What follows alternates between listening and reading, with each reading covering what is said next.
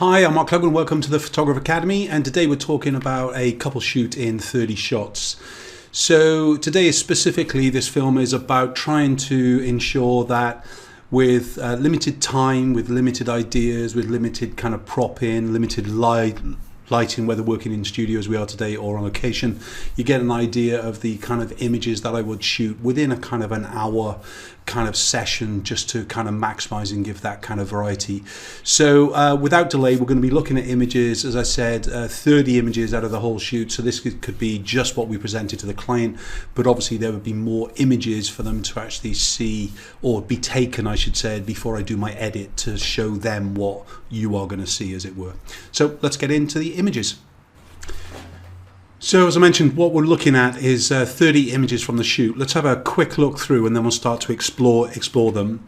So even though obviously I would take a lot more than this, in fact it was around about 120 images, I usually like to show a client 48 different photographs within a shoot, and I kind of want you to actually get the idea that anything is possible if you plan for it, if you prepare for it, and not just kind of leading it up to the last minute and things ready. So I'm also kind of adding into my flow to ensure that not only does the client get great variety, but in the sales room we're maximizing it. So we would prefer to actually concentrate more on horizontal images like this than we would actually on vertical. Why? Because we're expecting that pretty much most clients are going to be buying a 30-inch from us, and if that 30-inch is vertical, it can look very, very big on a wall, whereas a kind of a 30-inch horizontal doesn't look as large and things. And obviously if we're selling a square image, it kind of balances itself out.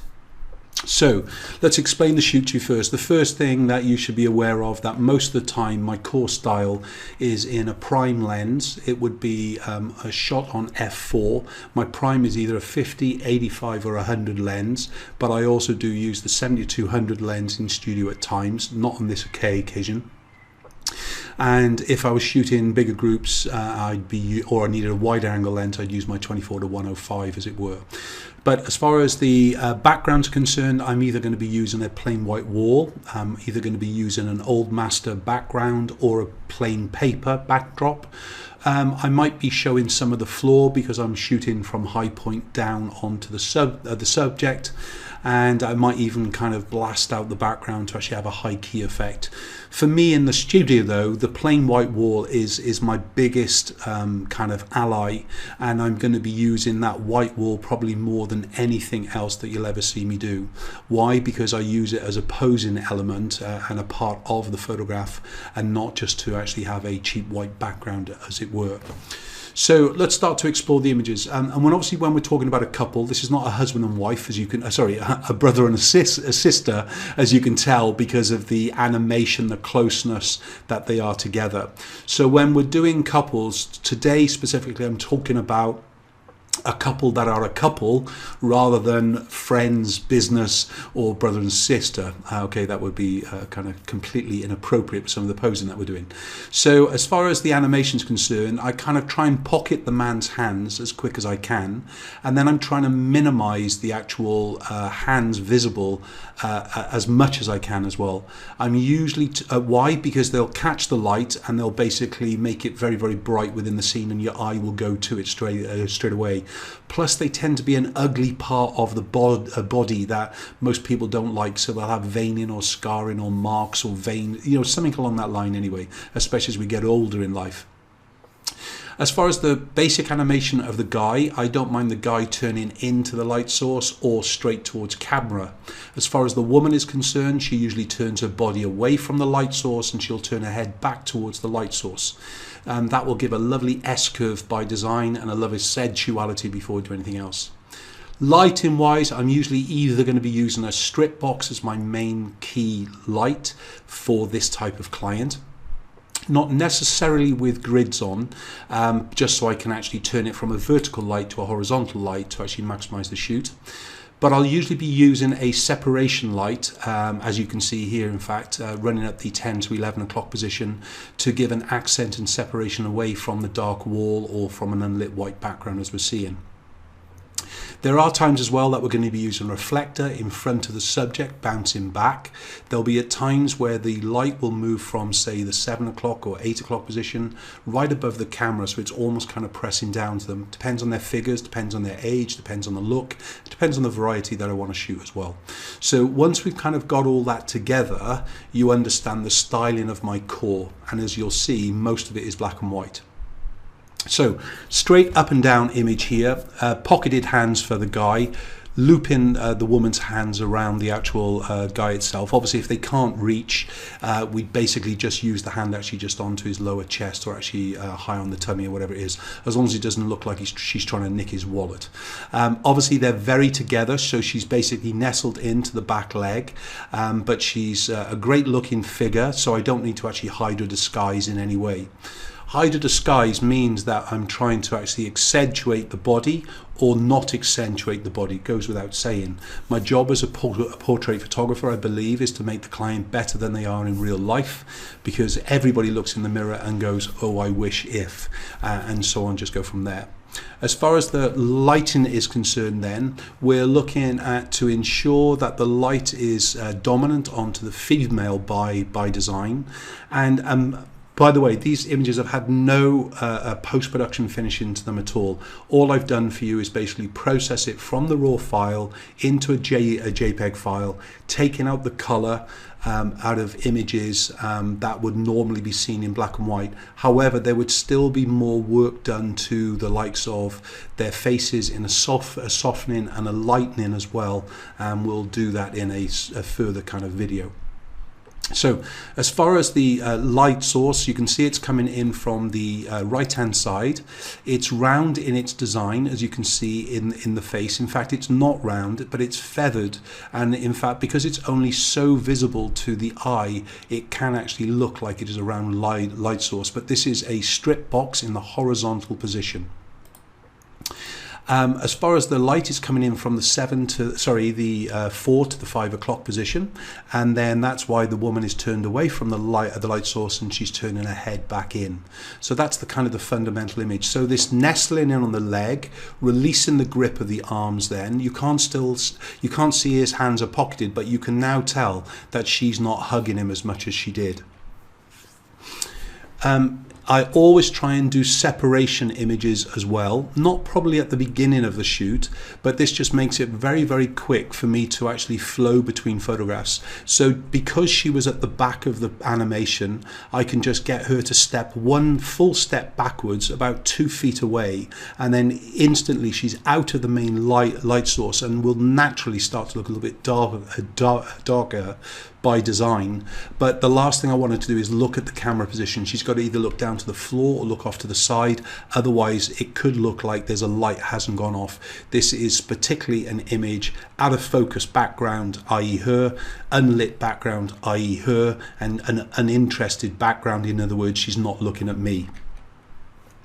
When I then go in and actually do the crop through the face, I do still love this. Been doing this for pretty much 30 odd years, and I like it. But using the F4, the F4 gives me a sharp eye, a sharp nose, and a sharp front to the ear. If I need to actually dramatically drop that focus more, obviously I could open up to 2.8. I usually do that with an ISO change. In this case, because I'm running at 100 ISO, 125th at f4, it means to go to 2.8, I would have to reduce the flash power down by a stop to open it up. A quick trick, if you like to actually move between different apertures during a flash session, as it were, try and use a slightly higher ISO, like at 400 ISO, let's say for f5.6, that means your 200 ISO is f4, that means your 100 ISO is f2.8, and that will allow you to actually move between the different focus depths of field.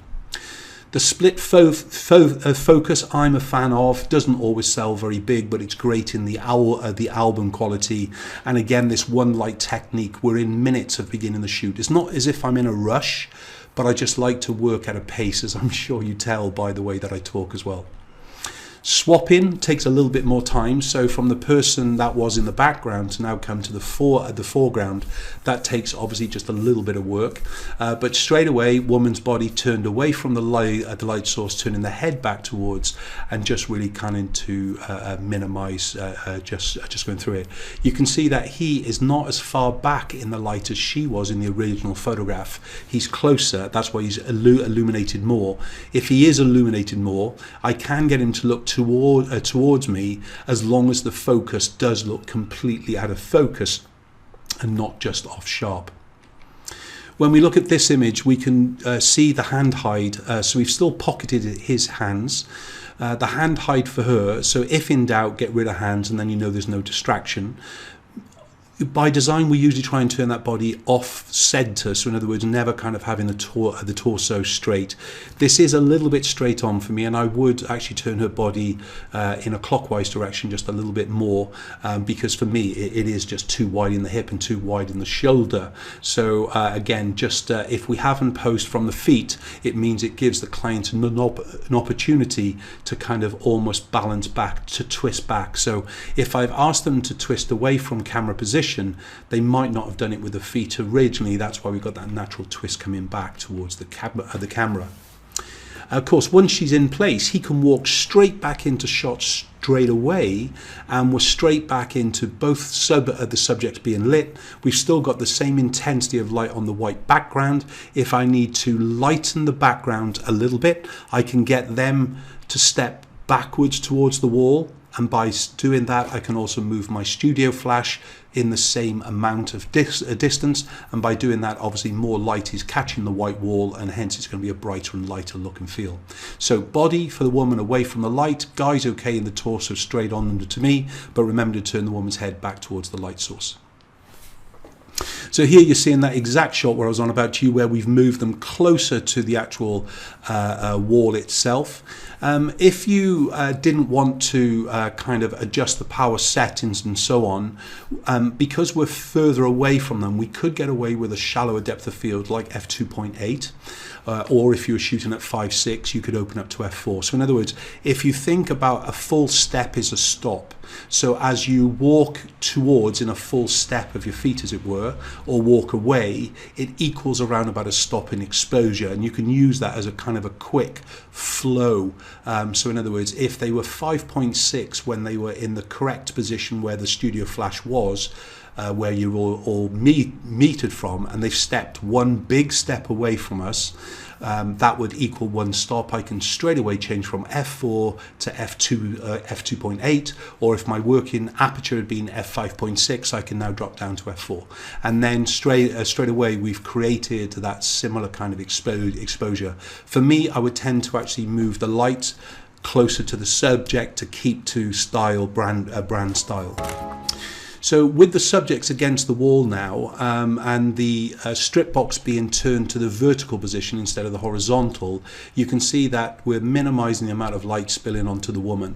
I've moved the camera angle as well now to shoot along the line of the wall instead of flat to the wall. Hence you can see the little bit of the plug point in the corner that can easily be fixed. But there alone we've got an instant kind of split shot again, which can be done for both of them, moving them in and out. And how I would work, in fact, I would shoot the guy with the girl in the background, then I would remove the girl and shoot the guy, then I would put the guy where she was, bring the girl back to where he was, and then basically get rid of him, and then you can see how we can get that flow and everything else with it. So again, you know, if you're allowing the light to spill, it really can actually really show itself across the whole image. But using that wall is a great little animation and a posing kind of element for me and things, really. So here I've just dropped down the seamless black paper, but I could easily put in the likes of an old master background or whatever it is. Probably, in fact, an old master background would be better because it would catch some of the light that's spilling, and an old master background by design has like light paint dabs just actually throughout the middle. So it gradients from a light grey to a black as it goes from the middle to the outside. So a light grey on the inside coming outwards towards a vignetted black, and that would actually give a natural kind of look as if it's being lit with a third light, as it were. We've got the separation backlight on again. You can see that here actually around by his ear. We've got the key light is still the strip box. It's turned to the vertical position to narrow the light itself. And again, we've got a very dark, low key kind of image, but they're jumping off the page. You can see in this image now why probably the hand is a bad idea to have on the shoulder at that point. I should have just got her to actually cuddle in with both arms and hands into his arm, and then basically I would have lost all the back of the hand without any trouble. And you can see what I meant about the ugly part is the back of the hand. You can see the veining and the marking and everything else from here. Another thing to do with this pose, it's still a great pose, but again, it's just the wrong hands for the wrong client, or putting the hands in a different place. But when you should look out for when you're shooting the back of anybody's head, that you look for any balding that's going on. I would fill this in fact, in the post-production up here before the client was seeing it, in the same way as I would remove the slight darkening below the eyes and actually the ugliness on the back of the hand as well. Again, over the shoulder posing as far as the woman is concerned. In other words, that's where she turns her back to me, and at any stage she could turn her head around to me and look at me. However, obviously here this is an emotion between the two of them.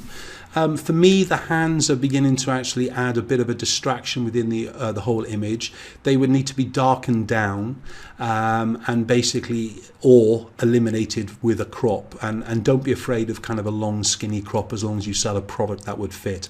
Nice little expressions going on here as well. I never really ask for an expression like a smile or whatever it be. I coax it out instead. And the way I talk to the client and actually the way I work with them, I kind of try and bring out their inner character during the course of the shoot itself. Quick change of clothes then into a slightly lighter look and feel, so it could even be just taking off a jacket for a man, but in this case they've both changed. So even though we're using the kind of the contre-jour light, in other words we're using a very dark background, very light clothing, so in other words the contre-jour kind of feels like it's the opposite. I mean, it's almost against the light, and that's what I feel like we've got here. So we've got a mid key or higher key in the tonality of them, but in fact we're using a low key background, and that's where it doesn't really gel itself together.